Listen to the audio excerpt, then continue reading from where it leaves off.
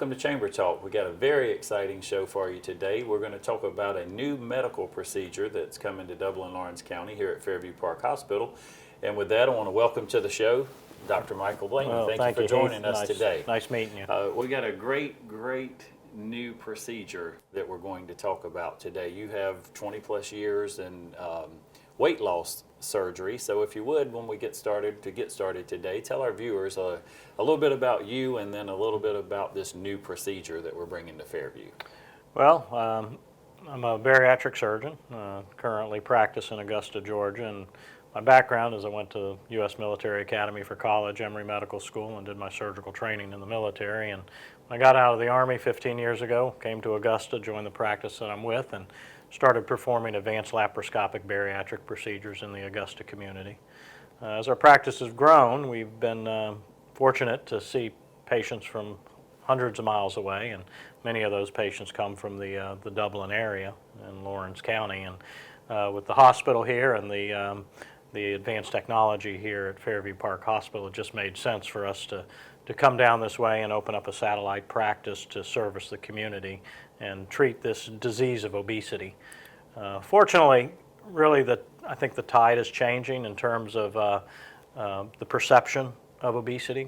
We're starting to recognize that obesity is truly a disease that really impacts almost every single medical problem that our patients suffer from. And it's quite amazing that when we perform these weight loss procedures on our patients that the vast majority of those problems go away almost overnight, particularly diabetes. So this leads to help in a lot of other areas for us medically and physically when we get our weight under control. Absolutely. Tell me a little bit about the different, I was reading your bio and some of the other things about these procedures. There are multiple procedures, I guess, that could be performed? Yes, there is. So weight loss surgery is really nothing new. It's been around for many, many decades. What really has advanced the safety profile of these procedures in the last 10 to 15 years is our ability to perform what were very complicated open operations. Now we're able to do them laparoscopically. So patients' recovery time is much quicker. Safety profile of these operations are much safer than what they used to be. So like most medical procedures, we've learned as we've gone along the way. The 4 commonly performed weight loss surgical procedures that are done nowadays by most serious bariatric surgeons is the lap band, the sleeve gastrectomy, the gastric bypass, and a less commonly performed but certainly a very appropriate procedure for many of our patients is the duodenal switch. Currently in our practice, we really focus on what are called the metabolic operations.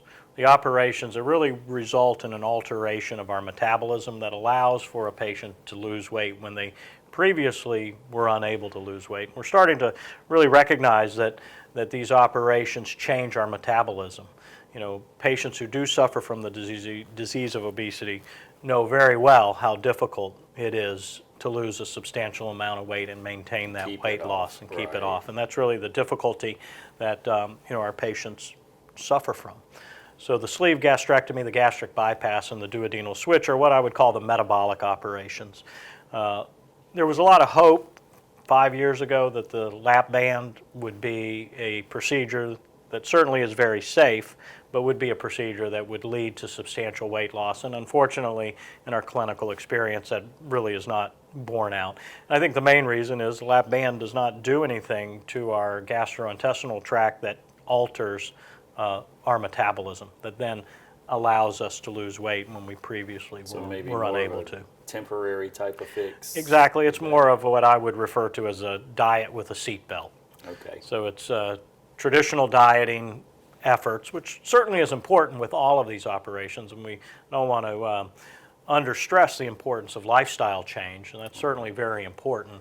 And one of the things that we stress in our program at Live Healthy MD is the comprehensive nature of losing weight, the need to engage in both behavioral change in terms of our relationship with foods, behavioral change in terms of our activity level, and then utilizing the benefits of the tool of surgery that alters our metabolism, that in conjunction with behavior, diet and exercise, allows a patient that really needs to lose in excess of 100 pounds able to do that the vast majority of the time, and certainly improve those medical problems and weight-related comorbidities that go along with obesity. Okay, and you just gave me several questions that came to mind that I want to ask you. We're going to take one quick commercial break and we'll be right back. Portions of this program are brought to you in part by Fairview Park Hospital, a leader in healthcare for Dublin, Lawrence, and surrounding communities, providing community healthcare services including 24-hour emergency room. Okay, welcome back to the show. Great conversation today about a very serious subject. You know, a lot of folks do the quick fad diets and lose weight, and 2 months later they gain the weight back, and so back and forth, back and forth. Dr. Blaney, I know there are a lot of clinics and things, especially in the Augusta area around here, where you go get B12 shots and different things to maybe speed up metabolism, but quick weight loss and maybe without a lot of effort. How does a person know, you know, I've done this and this and this and I keep having problems? How do I know when it's time to come and see you? That's a good question. There are certainly a lot of what I would consider fad treatments out there, and we see this, you know, on the shows like Dr. Oz. Sure. And to be quite honest with you, the only thing that's getting lighter is your wallet. Okay. You know, B12 is a vitamin that most people are not deficient in, and it does many times result in a temporary feeling of increased energy level.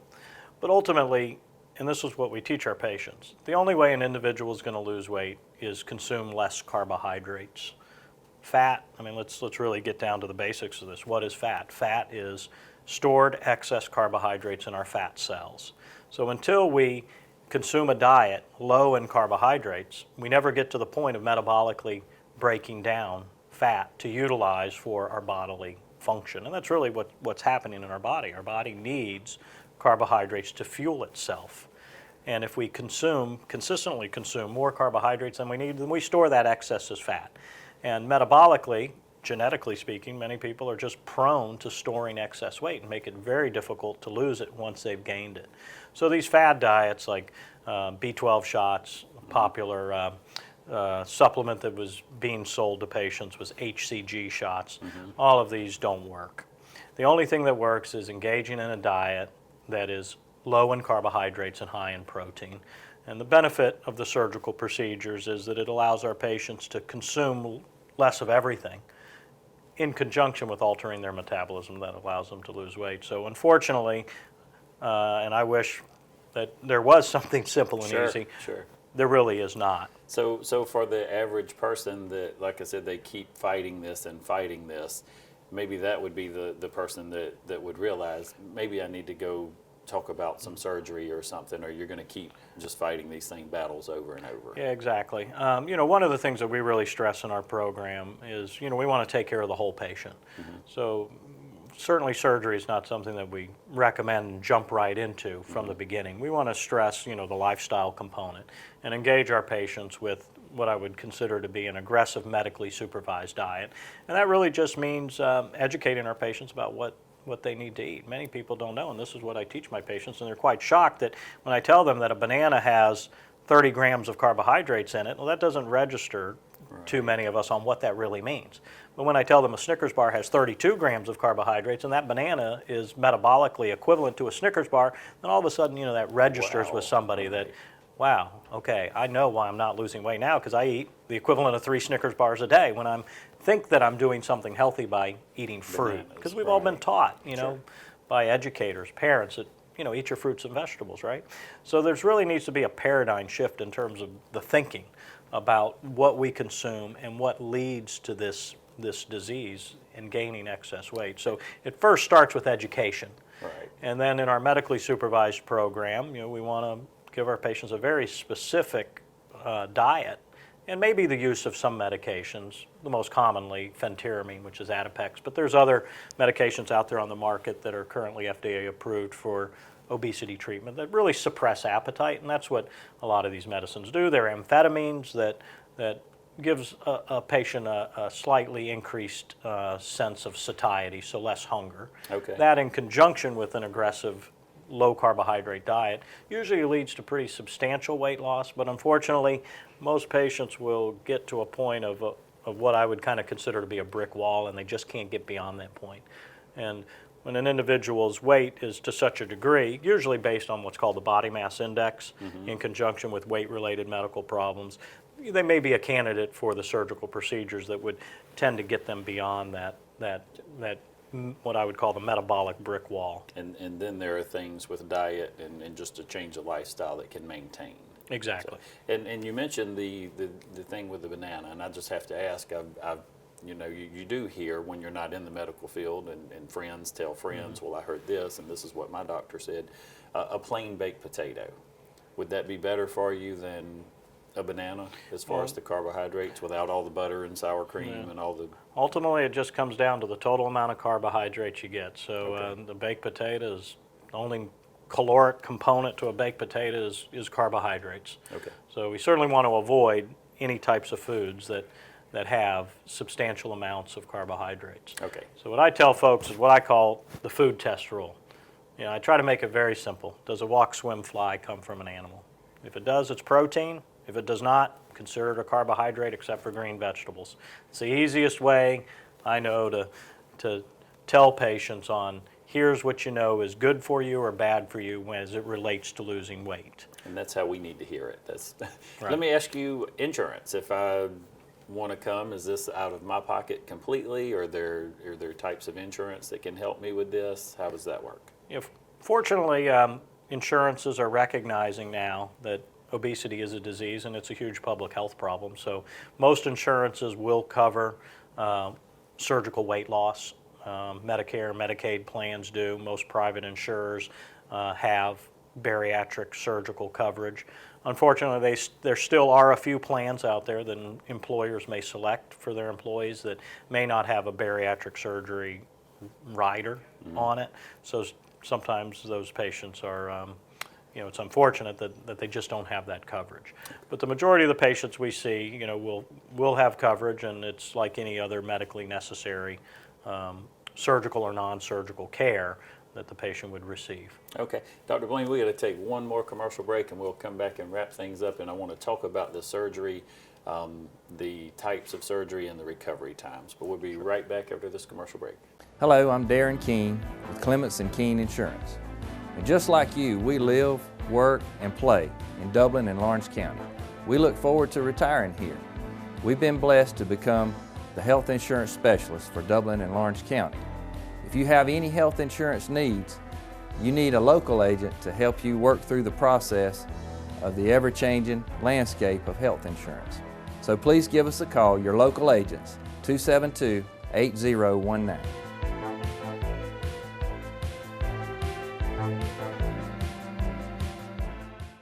Okay, Dr. Blaney, let's talk a little bit more about the actual surgery itself.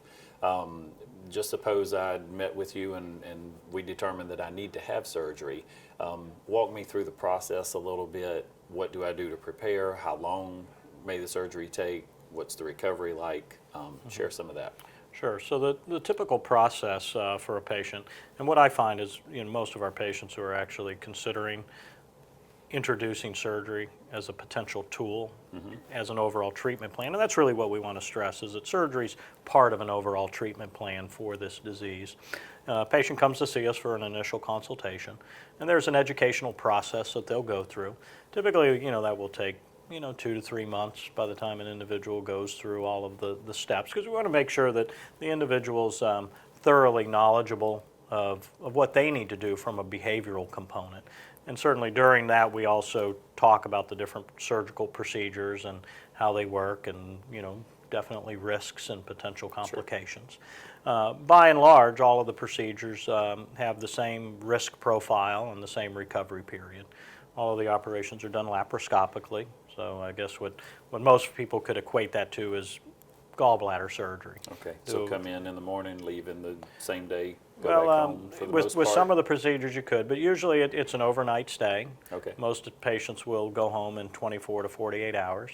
And I tell our patients, plan on about a 2-week recovery period out of work, but to be quite honest with you, many patients who will go back to work in a week. Okay. And recovery is really quite amazing now that we can do these operations laparoscopically. And I think that's one of the myths that's still out there about weight loss surgical procedures is the risk associated with the operations. And not to downplay risk, certainly surgery does have risks, but the disease, the risk of the disease and the weight-related medical problems that go along with it really are at greater risk long-term for the patient than the surgeries themselves. So the laparoscopic approach has really changed everything in that regard. Okay, and so you will be available here at Fairview to perform these surgeries. Folks can, I want to make an appointment, I need to come and see you. What do I need to do? Yeah, so for individuals that want more information, I encourage them to start with our website, livehealthymd.com. Okay. And our main office is in Augusta, but we'll have our satellite office here at Fairview Park in Dublin. My partner, Dr. Francisco Hakame, and I will be down here in the community the majority of the month, seeing new patients and taking care of them in the community and performing these procedures here at Fairview. And we'll be doing all the ongoing care afterwards within the community as well. Okay, and you mentioned this is it's not a quick fix. You don't just come in, hey, I want to lose some weight, I'll come see Dr. Blaney, I'll have some surgery, and then I can just go back out and eat french fries and ice cream and I won't gain any weight. It's not how it works. No, absolutely not. Lifestyle is everything. Surgery is a tool that's definitely going to work to make an individual lose a lot of weight. But long term, it comes down to what those behaviors were that may have led to the weight gain to begin with. Okay. So lots of education and preparedness before the surgery. We have the surgery and then maybe even some follow-up just to make sure we're on the right path to continue a healthy lifestyle. Yeah, absolutely. I mean, we see our patients very frequently during the first 2 years. And that's what I would kind of really consider to be the weight loss period. Most patients will lose the weight that they're going to lose over the first 18 to 24 months. And then they enter what we call the maintenance phase, where we're focused on maintaining the weight that we've lost. And that really means a continuation of the healthy lifestyles that led to the weight loss to begin with. Anybody that's ever suffered from the disease of obesity can regain weight. It doesn't happen too often, but it does happen. An individual goes back to one behavior, and that's the overconsumption of carbohydrates. And usually that comes in the form, for most of our patients, the consumption of liquid sugar, so sodas, sweet tea, and that's obviously very popular in the South, and the in-between meal eating, what I would categorize as grazing eating behaviors and sweets, the things that we would tend to kind of go to in between mealtime. Dr. Blaney, let me ask you for folks that may be considering or they're not sure if they need surgery, what is maybe a minimal amount of weight loss that could be expected through the surgery, and then what may even be a maximum that could be expected from surgery? Yeah, that's a good question. I get that asked all the time. Of course, it's highly variable, but typically the criteria for an individual being a candidate for weight loss surgery is based on what we call the body mass index greater than 40. So to put that in kind of, I guess, common everyday terms, it might be an individual around 250 pounds, male, female, 5'6" tall, would be a body mass index about 40. So most individuals in that body mass index range of 40, 45 are going to lose about 100% of their excess weight. So somebody about 200 pounds will typically lose about 100 pounds. Wow. Certainly as an individual's weight increases, they still lose a lot of weight. It's just the percentage of excess weight diminishes. So I'm fortunate that I've developed a reputation within the region for seeing larger patients, and have see patients in the 600, 700, 800 pound range. So somebody in that 400, 500, 600 pound range will typically lose about 50% of their excess weight. Wow. So that would mean somewhere in the order of 200 pounds, maybe even as much as 300 pounds of weight loss. And that varies, of course, from individual to individual based on genetics, of course, and it varies on the types of procedures the patient might choose. And we help direct that decision making in the process of going through the program. For our lighter patients, I tend to lean a little more to the sleeve gastrectomy. For our heavier patients, people who need to lose in excess of 200 pounds, I lean more to the duodenal switch. And then the gastric bypass is somewhere in the middle for those patients. And certainly their ongoing medical problems help drive what what may or may not be more appropriate as a surgical procedure. Okay, and so someone may come see you and seek counseling, and you could say, hey, you know what, maybe surgery's not the best, and you would be willing to do that Oh, and yes. tell them how to get healthier without surgery.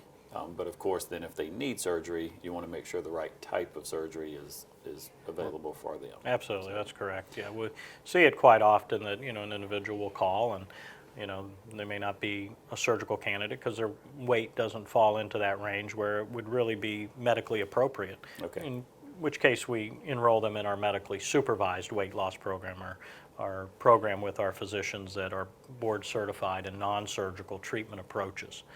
And then if somebody comes in, maybe they are a candidate for surgery from a weight standpoint, but when we get into their history about their relationship with foods and their behaviors, we find out that, you know, look, you drink 2 gallons of soda a day and, you know, you eat all these snack foods during the day. You've never really tried to change these behaviors. That's really where we need to place our emphasis first. Focused, okay. And many times people do, you know, lose a substantial amount of weight and decide, yeah, surgery's not right for me right now. I'm going to continue to do what I'm doing in terms of the behavioral change, and that's a good thing. Okay. You know, we want to use surgery as a last resort. Right. And are there any pre-existing conditions that would make it more difficult for you to do the surgeries if someone has these types of pre-existing conditions, then surgery is more of a risk or less of a risk? Well, certainly that's highly variable, obviously, but generally speaking, no. Okay. Most of our patients come to us with a lot of medical problems. Okay. So I would not say that there's any absolute, what we call contraindications. Right. And I see this all the time, and this is one of the myths. It's really kind of funny. You know, a patient will come and say, you know, I didn't think I was a candidate for that because I had bad diabetes. And I'll say, no, you're the perfect candidate for that because we can cure your diabetes with these procedures. So generally speaking, no. We have to look at each person individually in terms of their age, their pre-existing medical problems, and maybe previous surgeries that they've had. But most of the time, everybody we see would be a surgical candidate as long as they meet those height, weight requirements. Okay. Dr. Blaney, again, I appreciate you being on the show today. I like to always give our guests an opportunity to share some closing remarks with our viewers, and if there's any programs or anything else going on here that you would like to share, certainly want to give you an opportunity to do that. Well, I appreciate the opportunity to speak with the community and the opportunity afforded us by Fairview Park Hospital.